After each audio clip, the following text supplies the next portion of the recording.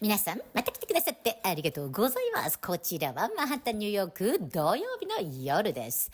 ってことでね、今日のマンハッタンはね、朝からちょっと曇ってて、夕方から雨だったんですけど、週の初めは夏のような天気ですごい晴れていたんですね。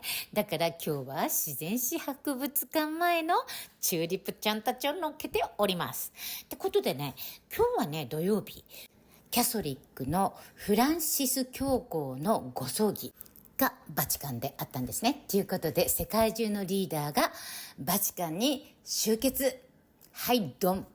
こんな感じで、もちろんトランプ夫妻は最前列、そしてバイデンじいちゃんは残念ながらフレームインしておりません。イランの方の後ろです。ということでね、今日トランプさんはゼレンスキーとも話したってことなんですけど、木曜にドン。こんな感じでロシアのミサイル攻撃があったんで、また吸ったもんだしてるんですけど、そもそもトランプ政権っていうのは庶民の味方、戦争反対の人ばかりですから、イーロンもそうですけど、非常に戦争で資金洗浄してお金が欲しいのゼレンスキーだけでしょっていう感じでイラッとしてるんですね、みんな。で、それに絡めて今日はイーロンの3月末に同時のメンバー引き連れて FOX に出た時の動画から抜粋と、金曜にマルコ・ルビオ国務長官の言葉、もう戦争を終わらせなきゃダメなんだと、二国間でちゃんとサインをしろということをしっかりした意思を示していらっしゃって素晴らしいと思いましたので乗っけてみたいと思います。最近ね、マルコ・ルビオさんめちゃめちゃ人気が急上昇って感じで、2028年の大統領選挙はひょっとしてバンス・ルビオコンビかもなんていう噂があるくらいいい感じです。そしてね、もちろんあちら側も目も当てられないほどひどいんですよ。ひどい候補がもう軒並みなんですね。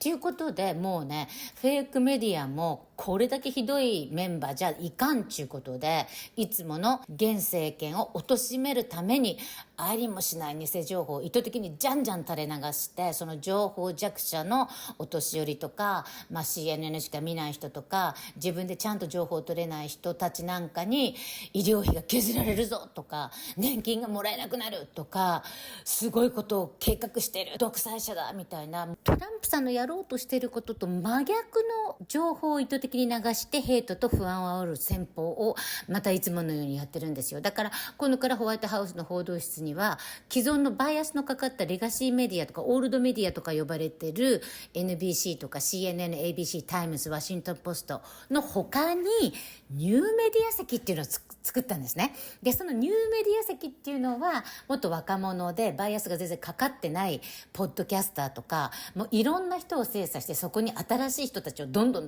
入れて、本当に我々が聞きたいようなことを聞いてくれる新しい報道陣を入れてくれるようになったので、今日はそれも一緒に流してみたいと思います。今回はティム・プールさんです。どうぞ。All right, let's get to it. We have an individual in our new media seat today. His name is Tim Pool. He's a political commentator and a media entrepreneur with millions of followers, a very big platform. Currently hosts Timcast IRL, a daily news and discussion show, and The Culture War, a weekly podcast exploring cultural and political issues.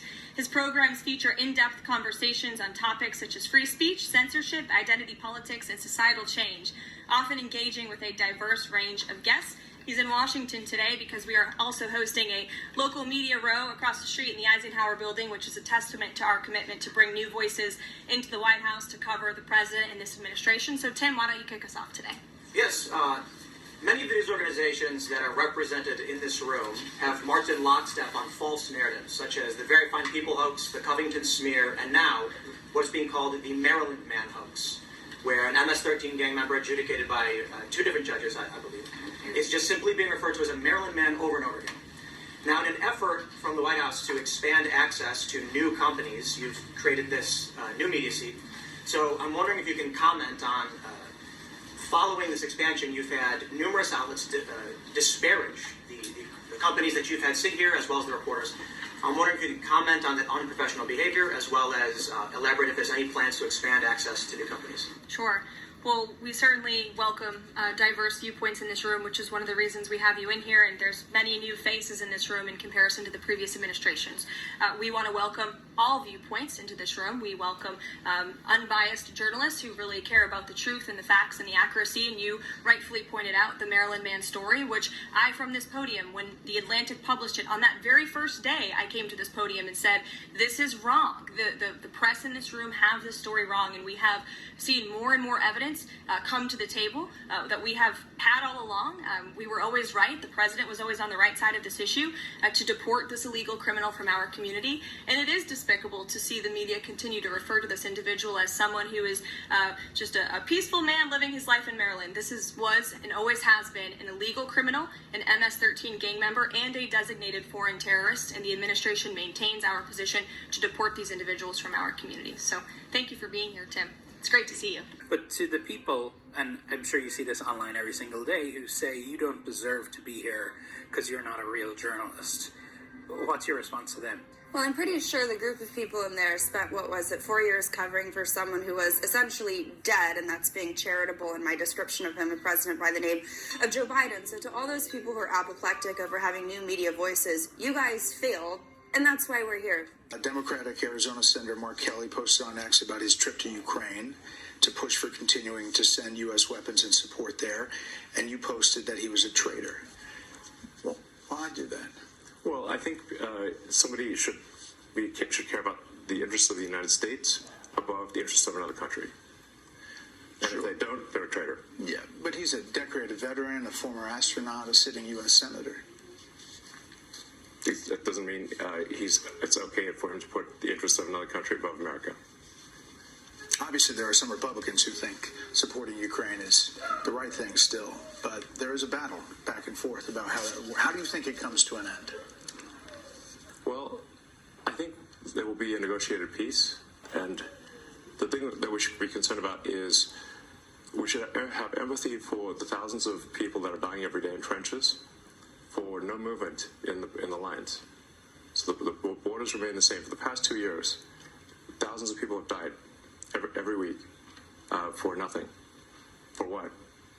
I take great offense at those who put the appearance of goodness over the reality of it.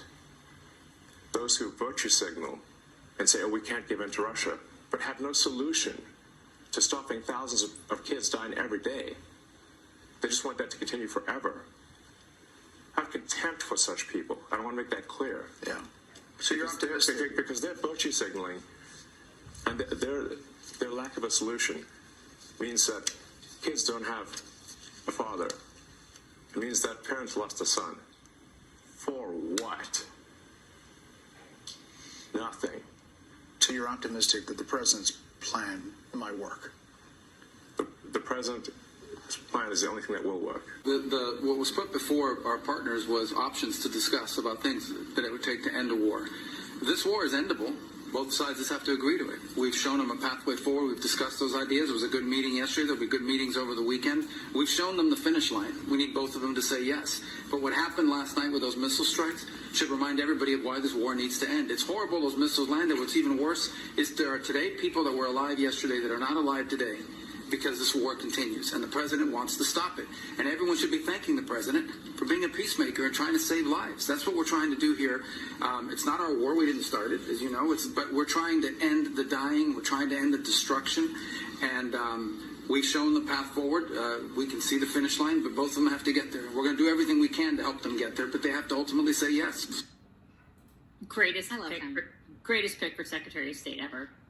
Really, I mean, really, truly the best. This is like he was made for this role.